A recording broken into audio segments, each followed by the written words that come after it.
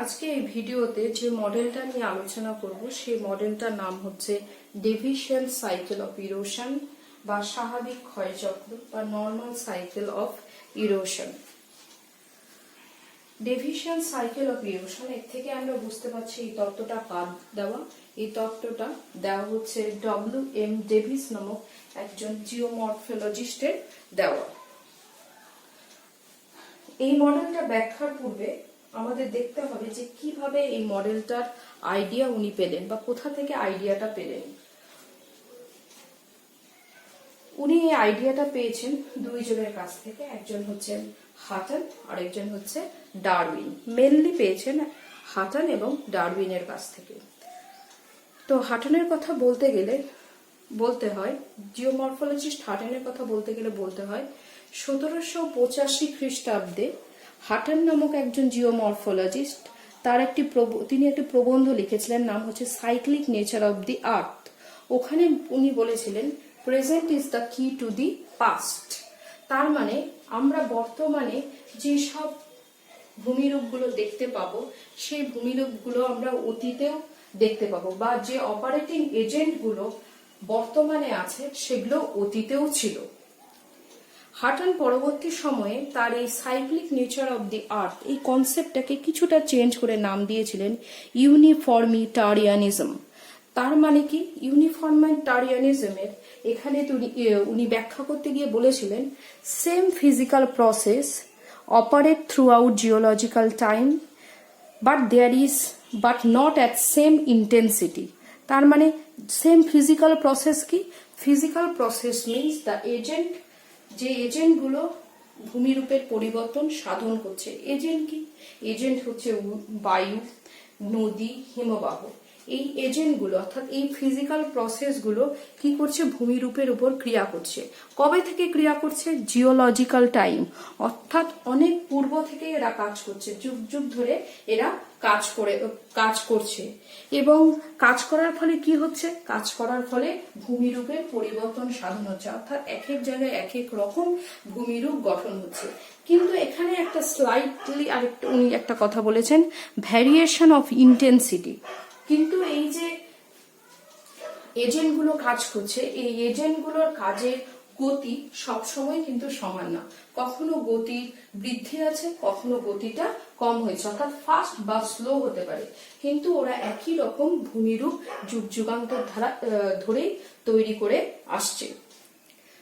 এবার বলছে যে ডেভিস এই ইউনিফর্মিটারিয়ানিজম এবং ডারউইনের থিওরি অরিজিন অফ স্পিসিস কে ইউনিফাই করে, অর্থাৎ একত্রিত করে বা ওখান থেকে আইডিয়া নিয়ে 1899 খ্রিস্টাব্দে উনি ওনার মডেল দিয়েছিলেন। সেই মডেলটার নাম হচ্ছে জিওগ্রাফিক্যাল সাইকেল অফ ইরোশন বা স্বাভাবিক ক্ষয়চক্র। ডারউইনের তত্ত্ব থেকে উনি কি নিয়েছেন, ডারউইনের তত্ত্ব থেকে উনি মনে করেছেন যে ল্যান্ডস্কেপ অ্যাজ অর্গ্যানিক, অর্থাৎ ভূমিরূপকে উনি জীবের সঙ্গে তুলনা করেছেন। কেমন করে, আমরা যদি আমাদের ক্ষেত্রে দেখি, আমাদের জন্মের পরে কি বার্ধক্য চলে আসে? না, জন্মের পরে আমাদের যৌবন, পরিণত, তারপরে বার্ধক্য, অর্থাৎ এই বিভিন্ন স্টেজগুলো অতিক্রম আমরা করি। সিমিলারলি একইভাবে ভূমিরূপও কি করে, ভূমিরূপ এই বিভিন্ন স্টেজের মধ্যে দিয়ে যায়, অর্থাৎ কোনো একটা স্থান উত্থিত হওয়ার পর সেটা কি হয়, বিভিন্ন ধাপের মধ্যে দিয়ে যাওয়ার পর সেটা কি একটা সমপ্রায় ভূমি বা সমতল ভূমিতে বা ওনার ডেভিসের মত অনুসারে পেনিপ্লেন এ পরিণত হয়। অর্থাৎ এটা কি একটা টাইম লং প্রসেস, মানে অনেকটা সময় ধরে এটা চলতে থাকে এবং এই তিনটা ধাপের মধ্যে দিয়ে এটা যায়। সেই জন্যই ডারউইনের মতোই উনি ভূমিরূপকে জীবের সঙ্গে তুলনা করেছেন। শুধু একটাই পার্থক্য, আমরা জন্মের পরে আমাদের উচ্চতাটা অত বেশি থাকে না, হাইট কম থাকে। যত আমরা পরিণত হতে থাকি, যৌবন থেকে পরিণতর দিকে যায়, ততই আমাদের উচ্চতাটা বাড়তে থাকে। তাহলে কিন্তু ভূমিরূপের ক্ষেত্রে আমরা যদি দেখি বা ওনার মডেলটা যখন ব্যাখ্যা করব তখন আমরা দেখব যে ভূমিরূপের উচ্চতা যৌবন অবস্থায় সবচেয়ে বেশি, তারপরে যৌবন থেকে যত পরিণত এবং বার্ধক্যের দিকে যাবে উচ্চতা ততই হ্রাস পেতে থাকবে। অর্থাৎ যে পর্বত যত উঁচু সে পর্বত তত বয়সে অল্প, এবং যে পর্বত যত নিচু সে পর্বতের বয়স তত বেশি। এটাই যা মানুষের সঙ্গে বা অর্গানিক ম্যাটারের সঙ্গে ল্যান্ডস্কেপের পার্থক্য ওনার মত অনুসারে অবশ্যই। এবার বলছে কোন একটা ভূমিরূপে পরিবর্তন সাধন হতে গেলে বা ভূমিরূপে উত্থান হতে গেলে কিছু শক্তির প্রয়োজন হয়। সেই শক্তিগুলো কি কি? Force that change the landform. এই শক্তিগুলো হচ্ছে দুটো ভাগে ভাগ করা হয়। একটা হচ্ছে অন্তর্জাত প্রক্রিয়া,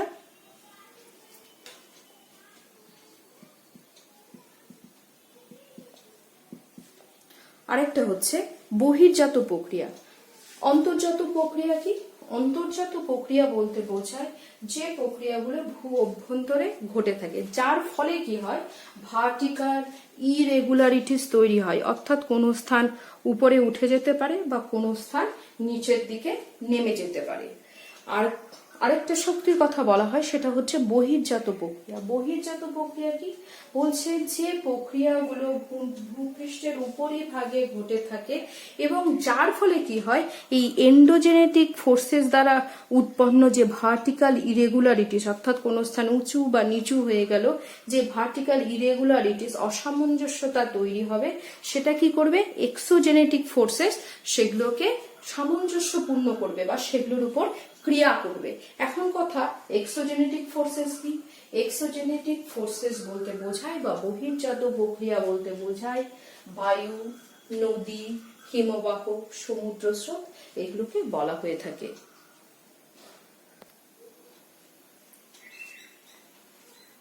এবার ডেভিসের মডেলটা আমরা ব্যাখ্যা করি। ডেভিসের মডেলটা ব্যাখ্যা করতে গেলে প্রথমে বলা হয়, ডেভিস 1889 সালে তার আরেকটা প্রবন্ধ উনি বের করেছিলেন, the rivers and the valleys of Pennsylvania, যেখানে উনি দিয়েছিলেন যে complete cycle of a river life. অর্থাৎ তিনি এর আগে 1899 এর আগেও তিনি এই নিয়ে অনেক কাজ করেছেন। তবে ওনার এই মডেলটা, অর্থাৎ নর্মাল সাইকেল অফ ইরোশন বা সাইকেল অফ ইরোশন, অনেক বেশি জনপ্রিয় হয়েছিল, কারণ এখানে উনি ভূগোলটাকে কি করেছিলেন, সায়েন্টিফিক, অর্থাৎ ল্যান্ডফর্মটাকে তিনি সায়েন্টিফিক আকারে ব্যাখ্যা করেছিলেন, সায়েন্সের সঙ্গে একটা, বিজ্ঞানের সঙ্গে একটা মেলবন্ধন স্থাপন করেছিলেন। তো প্রথমে উনি বলেছেন, sequential change in landforms through time directed towards well defined end product peneplain. এখানে আমরা দেখলাম কি শব্দ কি পেলাম, কিছু মূল শব্দ কি পেলাম? Sequential change. সিকোয়েন্সিয়াল চেঞ্জ মানে কি? ধারাবাহিক পরিবর্তন। ধারাবাহিক পরিবর্তন বলতে কি বোঝায়? ধারাবাহিক পরিবর্তন বলতে বোঝায় যে কোনো একটা উঁচু স্থান কি ধীরে ধীরে যৌবন, পরিণত এবং বার্ধক্য অবস্থার মধ্য দিয়ে গিয়ে একটা সমপ্রায় অংশে পরিণত হতে পারে, বা প্রায় সমভূমিতে, প্রায় সমপ্রায় ভূমিতে পরিণত হতে পারে। অর্থাৎ একটা পার্বত্য অংশকে যদি আমি উদাহরণ হিসাবে ধরি, তাহলে দেখব সেখানে নদীর ক্ষয়কার্যের ফলে ধীরে ধীরে ভূমিরূপটা বিভিন্ন স্টেজের মধ্যে দিয়ে গিয়ে কি করবে? পেনিপ্লেন উৎপন্ন করবে বা সমপ্রায় ভূমি উৎপন্ন করবে।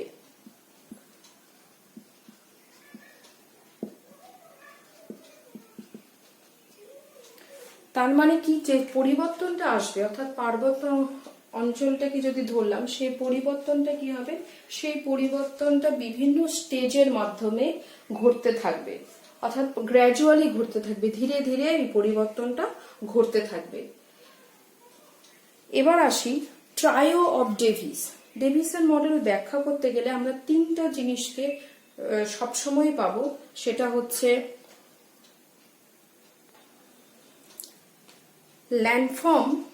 ল্যান্ডফর্ম অর্থাৎ ভূমিরূপ, কার্যকরণ, স্ট্রাকচার গঠন, প্রসেস এবং সময়, টাইম। এখানে এল মানে হচ্ছে ল্যান্ড মানে ভূমিরূপ, কার্যকরণ, স্ট্রাকচার, প্রসেস এবং টাইম। এই স্ট্রাকচার বলতে কি বোঝায়? স্ট্রাকচারকে উনি দুটো ভাগে ভাগ করেছেন। একটা হচ্ছে লিথোলজিক্যাল টাইপ। লিথোলজিক্যাল টাইপ বলতে বোঝায় হচ্ছে শিলার প্রকৃতি।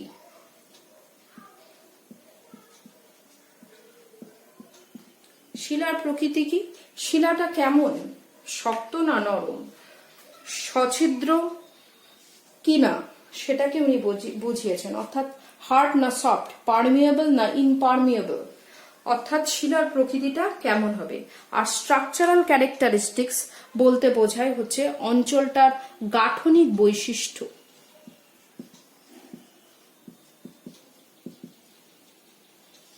গাঠনিক বৈশিষ্ট্য বলতে বোঝায় অঞ্চলটার মধ্যে ভাঁজ আছে কিনা, দারুণ আছে কিনা, ফাটল আছে কিনা, এটাকে বুঝিয়েছে। অর্থাৎ ফোল্ডিং, ফল্টিং, জয়েন্টস, ফ্র্যাকচারস এগুলোকে বুঝিয়েছেন।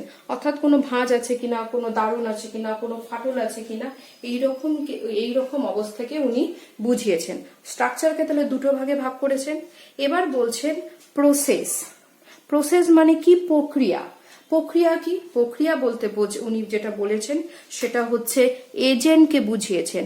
অর্থাৎ উনি যেহেতু আর্দ্র অঞ্চলের ওপর ওনার কার্যটা চালিয়েছেন, সেখানে মূল এজেন্ট কি?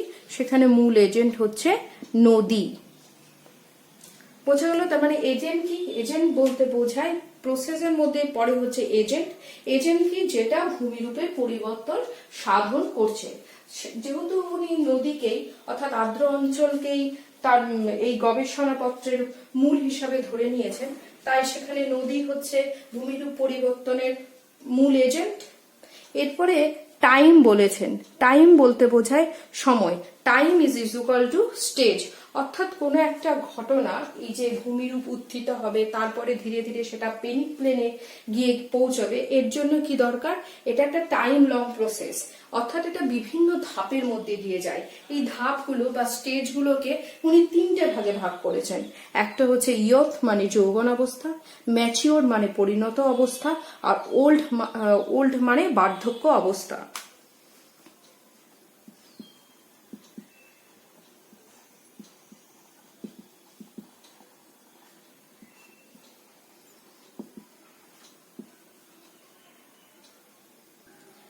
এইবার ট্রায়োড অফ ডেভিস বলার পর বলতে হবে যে উনি যে ওনার মডেলটা দিয়েছেন, সেই মডেলে উনি কিছু জিনিসকে পূর্ব শর্ত হিসাবে ধরে নিয়েছেন। অর্থাৎ ধরে নিয়েছেন যেখানেই ওনার এই মডেলটা প্রয়োগ হবে সেখানে এই শর্তগুলো লাগবেই।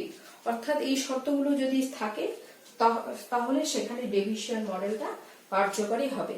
অর্থাৎ এই অ্যাজাম্পশন গুলো কি কি?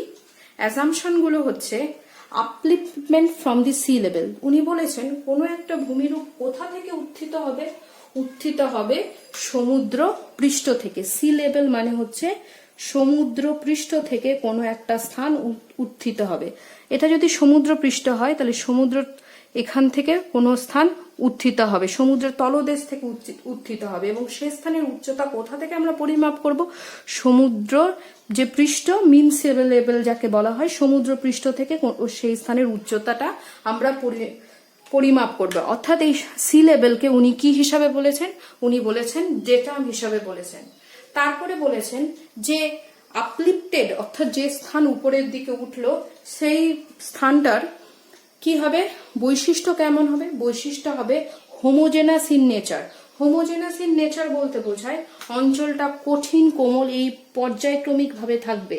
অর্থাৎ কঠিন, তারপরে কোমল, আবার কঠিন, আবার কোমল, এইভাবে পর্যায়ক্রমিক ভাবে অঞ্চলটা চলতে থাকবে। সেই জন্য উনি বলেছেন ওই অঞ্চলটার বৈশিষ্ট্য হবে কঠিন কোমল, কঠিন কোমল, এই পর্যায়ক্রমিক ভাবে শিলার বিন্যাসগুলো দেখতে পাবো। তারপরে বলেছেন যে ডিউরিং আপলিফমেন্ট নো ইরোশন। অর্থাৎ যখন কোনো স্থান সমুদ্র পৃষ্ঠ থেকে উপরের দিকে উঠবে তখন সেই সময়টুকুনির মধ্যে কোনো রকম ক্ষয়কার্য হবে না। অর্থাৎ ক্ষয়কার্য কখন শুরু হবে? ক্ষয়কার্য তখনই শুরু হবে যখন আপলিফমেন্ট শেষ হয়ে যাবে, অর্থাৎ উত্থান পর্ব শেষ, ক্ষয়কার্য শুরু। তারপরে বলছে অঞ্চলটা কেমন প্রকৃতির হবে? অঞ্চলটা হবে হিউমিড রিজিয়ন। হিউমিড রিজিয়ন বলতে বোঝায় অঞ্চলটা হবে আর্দ্র। আর্দ্র অঞ্চল কেন? কারণ ওনার যে আমরা যদি পৃথিবীর দিকে তাকাই তাহলে দেখবো পৃথিবীতে বেশিরভাগই কি কি আছে, আর্দ্র মানে নদীর কার্য বেশি দেখতে পাওয়া যাবে। উনি যেহেতু নদীর কার্যের উপরই দেখিয়েছেন, সেই জন্য উনি কোন অঞ্চলটাকে ধরে নিয়েছেন, আর্দ্র অঞ্চলটাকে ধরে নিয়েছেন। তারপরে বলছে যে ভার্টিক্যাল আপলিফমেন্ট অ্যান্ড ফাস্ট, তার মানে যখন উত্থানটা হবে, সেই উত্থানটা কি হবে, উলম্বভাবে উঠতে থাকবে। এই যে স্থানটাও সমুদ্রপৃষ্ঠ থেকে উপরের দিকে উঠলো, স্থানটা কি হবে, এইরকম উলম্বভাবে, জেনারেলি এইরকম উলম্ব বা মোটামুটি এইরকম উলম্বভাবে উপরের দিকে উঠবে, এবং কি হবে, সেই উত্থান পর্বটা হবে খুবই দ্রুত। তারপরে বলছে লাস্ট লেভেল অফ ইরোশন।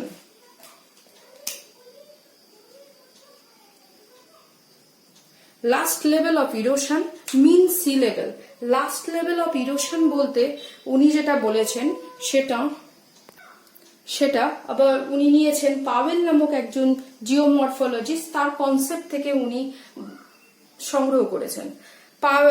উনি বলেছেন কোন একটা নদী কতদূর পর্যন্ত ক্ষয়কার্য করতে পারে, অর্থাৎ ক্ষয়কার্যের তো একটা শেষ সীমা থাকবে, সেই শেষ সীমাটাকে উনি বলেছেন last level of erosion or base level of erosion. সেটা কি, এই সমুদ্র পৃষ্ঠ, অর্থাৎ নদী কতদূর অবধি তার ক্ষয়কার্য, এখান থেকে যদি নদী প্রবাহিত হয়, নদীটা কতদূর পর্যন্ত ক্ষয়কার্য করতে পারবে, এরপরে তো সমুদ্র, তাহলে নদীটা সমুদ্র পৃষ্ঠ অবধি ক্ষয়কার্য করতে পারবে, কারণ তারপরে সমুদ্রের কার্য শুরু হয়ে যাবে। অর্থাৎ বেস লেভেল অফ ইরোশন বা লাস্ট লেভেল অফ ইরোশন হচ্ছে মিন সি লেভেল। মিন সি লেভেল মানে গড় সমুদ্র পৃষ্ঠ। এরপরে উনি বলেছেন পেনিপ্লেন। পেনিপ্লেন মানে হচ্ছে সমপ্রায় ভূমি।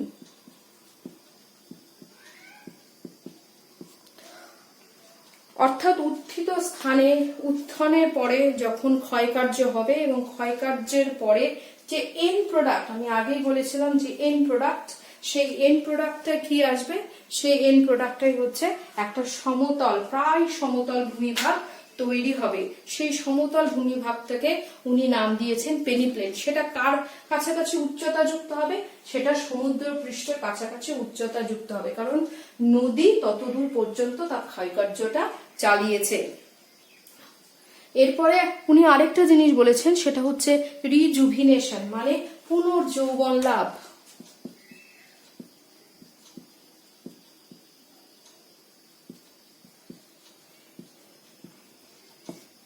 বলছে এই ক্ষয়কার্য চলার সময় কোনো একটা কারণবশত যদি ভূমিভাগে, অর্থাৎ যৌবন, পরিণত, বার্ধক্য, এই তিনটা স্টেজের মধ্যে কোনো একটা স্টেজে কোনো কারণবশত ভূমিভাগটা যদি আবার উপরের দিকে উত্থিত হয়, তাহলে নদী আবার তার যৌবন অবস্থা ফিরে পাবে। এটাকে বলা হয় রিজুভিনেশন বা পুনর্যৌবন লাভ।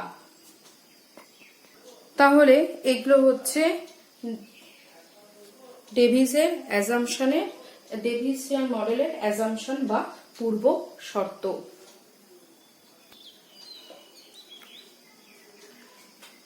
আচ্ছা, এই ছবিটা যদি আমরা দেখি বা এই ডায়াগ্রামটা যদি দেখি, তাহলে দেখব কোনো একটা স্থান উপরের দিকে উঠে গেছে, অর্থাৎ আপলিফটেড ল্যান্ড, উপরের দিকে উত্থিত স্থান। এরপরে কি হবে, উত্থিত স্থানে এবার কি কার্য শুরু হবে, ক্ষয়কার্য শুরু হলো। ক্ষয়কার্য শুরু হওয়ার পর তিনটা স্টেজ আছে, অর্থাৎ তিনটা ধাপ আছে, ইয়ুথ, ম্যাচিওর্ড এবং ওল্ড, যৌবন, পরিণত এবং বার্ধক্য। তার মানে বার্ধক্যে আবার স্থানটা কোথায় চলে এসছে, স্থানটা চলে এসছে সমুদ্র পৃষ্ঠের কাছাকাছি। এবার এখান থেকে আবার এন্ডোজেনেটিক শক্তি, অর্থাৎ অন্তর্জাত প্রক্রিয়া কার্য শুরু করবে, এবং স্থানটা আবার উপরের দিকে উত্থিত হতে থাকবে।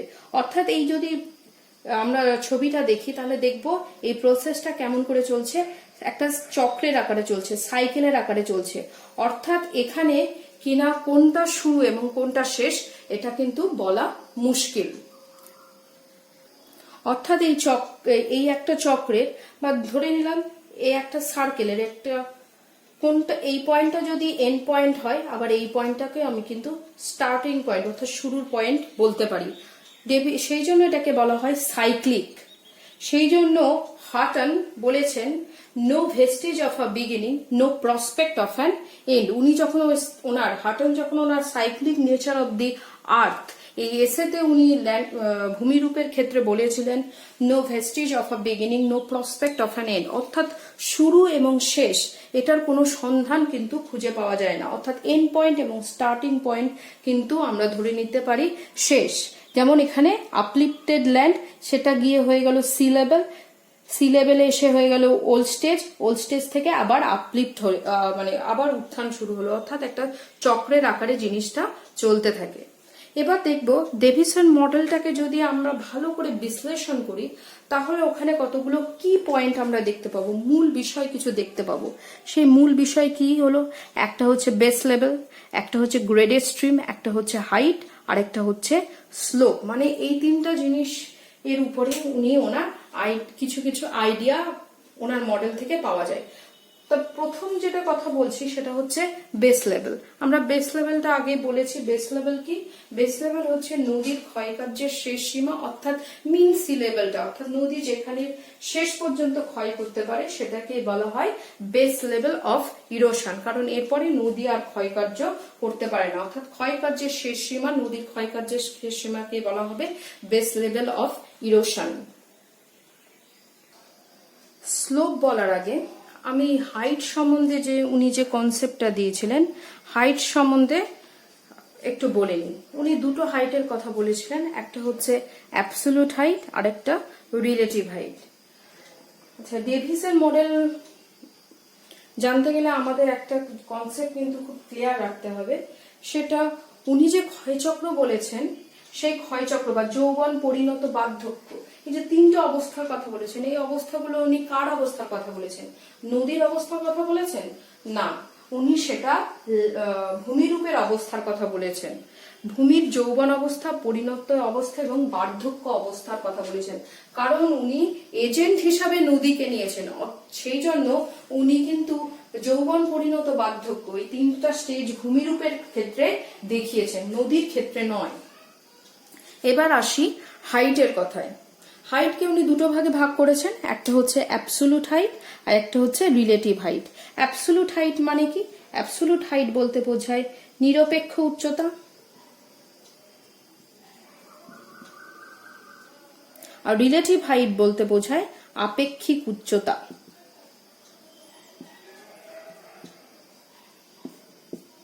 এবার নিরপেক্ষ উচ্চতা কি? আমরা যদি দেখলাম এই স্থানটা হচ্ছে একটা উত্থিত স্থান এবং এটা হচ্ছে একটা জলবিভাজিকা, ধরে নিচ্ছি এটা একটা জলবিভাজিকা। এটাকে তিনটা পার্বত্য অঞ্চলটা আমি বলেছি, উনি পার্বত্য অঞ্চলের ক্ষয়চক্রের কথা বলেছেন, তিনটা স্টেজের কথা বলেছেন। ধরে নিলাম প্রাথমিক অবস্থায় এটা তিনটা স্টেজে ভাগ করা হয়েছে, একটা ইয়থ, একটা ম্যাচিওর, একটা ওল্ড স্টেজ। ঠিক আছে, এবার যে যৌবন অবস্থায় এই স্থান হতে পারে বা এই স্থান হতে পারে, এই স্থানের উচ্চতাটা সবচেয়ে বেশি বা ওই স্থানের উচ্চতাটা বেশি। এবার এই উচ্চতাটা আমরা দেখলাম, এই উচ্চতাটা কত? এই উচ্চতাটা হচ্ছে 700 মিটার। তাহলে এই 700 মিটার উচ্চতা আমরা কোথা থেকে পরিমাপ করলাম? 700 মিটার উচ্চতা আমরা পরিমাপ করলাম ডেটাম থেকে, অর্থাৎ সমুদ্র পৃষ্ঠ থেকে আমরা উচ্চতা পরিমাপ করলাম। এই যে সমুদ্র পৃষ্ঠ বা ডেটাম থেকে যখন আমরা কোন স্থানের উচ্চতাটা পরিমাপ করব তখন তাকে বলা হবে অ্যাবসোলিউট হাইট বা নিরপেক্ষ উচ্চতা। তাহলে জলবিভাজিকার উচ্চতা নিশ্চয়ই এই যে নদী যে খাদের মধ্যে দিয়ে যাচ্ছে সেই খাদের উচ্চতার থেকে বেশি হবে, তাই এই স্থানের অ্যাবসোলিউট হাইট হচ্ছে 700 মিটার। বোঝা গেল তাহলে নিরপেক্ষ উচ্চতা বা অ্যাবসোলিউট হাইট কি? অ্যাবসোলিউট হাইট বলতে বোঝায় ডেটাম থেকে কোন স্থানের যদি উচ্চতা পরিমাপ করব বা মিন সি লেভেল থেকে যখন আমরা কোন স্থানের উচ্চতা পরিমাপ করব তখন সেটাকে বলা হবে অ্যাবসোলিউট হাইট। তাহলে জলবিভাজিকা তো একটা শৈলশিরা, উঁচু অংশ, তাহলে উঁচু অংশের উচ্চতাটা বেশি হবে। কার তুলনায় বেশি হবে? নদী যে খাদের মধ্যে দিয়ে যাচ্ছে সেই খাদের তুলনায় উচ্চতাটা বেশি হবে, তাহলে এই অংশের উচ্চতাটা বেশি, ধরে নিচ্ছি 700 মিটার। এবার নদী একটা খাদের মধ্যে দিয়ে যাচ্ছে, তাহলে এই খাদের এই অংশে, যৌবন অবস্থার এই অংশে নদীর, ধরে নিচ্ছি নদীর এই অংশের খাদের উচ্চতাটা কত? অ্যাবসোলিউট হাইট কত? 500 মিটার। মানে ডেটাম থেকে ওই স্থানের উচ্চতা কত হচ্ছে 500 মিটার। এবার আমরা বের করব রিলেটিভ হাইট কত। রিলেটিভ হাইট বলতে বোঝায় আপেক্ষিক উচ্চতা। আপেক্ষিক উচ্চতা কি 700 মিটার। এই যে highest point minus lowest point যদি আমরা পাই, অর্থাৎ 700 থেকে যদি 500কে আমরা বিয়োগ করি তাহলে পাবো 200 মিটার। এই 200 মিটারটাকে বলা হবে আপেক্ষিক উচ্চতা। তার মানে আপেক্ষিক উচ্চতা কি হাইয়েস্ট ভ্যালু মাইনাস কোন একটা স্থানের, সেটা আমরা ধরে নিব কোন একটা স্থানের হাইয়েস্ট ভ্যালু মাইনাস যে লোয়েস্ট ভ্যালু পাবো সেইখানের আপেক্ষিক, সেই স্থানের উচ্চতার যে পার্থক্য সেটাকে বলা হবে আপেক্ষিক উচ্চতা। অর্থাৎ যৌবন অবস্থায় এই স্থানের উচ্চতাটা সবচেয়ে বেশি ছিল, অ্যাবসলিউট হাইট ছিল 700 মিটার, আর এই স্থানের অ্যাবসলিউট হাইট ছিল 500 মিটার খাদের। তাহলে এই দুটোর মধ্যে যখন আমরা পার্থক্য বের করব তখন সেটাকে বলা হবে রিলেটিভ হাইট। আবার ম্যাচিওর স্টেজে যখন চলে আসবো তখন আবার আপেক্ষিক উচ্চতার অন্যরকম হবে, তার অ্যাবসলিউট হাইটও অন্যরকম হবে। তাহলে বেস লেভেল বোঝা গেল, হাইট আশা করি বোঝা গেল। এরপরে স্লোপ অর্থাৎ ঢাল নিয়ে উনি কিছু বলেছেন। উনি বলেছেন নদীর যৌবন থেকে যদি যৌবন থেকে যদি বার্ধক্যের দিকে যাই তাহলে আমরা কি দেখতে পাবো, বা ভূমিরূপের যৌবন থেকে, নদীর না বলে ভূমিরূপ বলাটাই সঠিক হবে। ভূমিরূপের যদি যৌবন থেকে বার্ধক্যের দিকে যাই তাহলে আমরা কয়েক রকমের ঢাল দেখতে পারবো। প্রাথমিক অবস্থায় কত রকমের ঢাল আমরা দেখতে পাবো।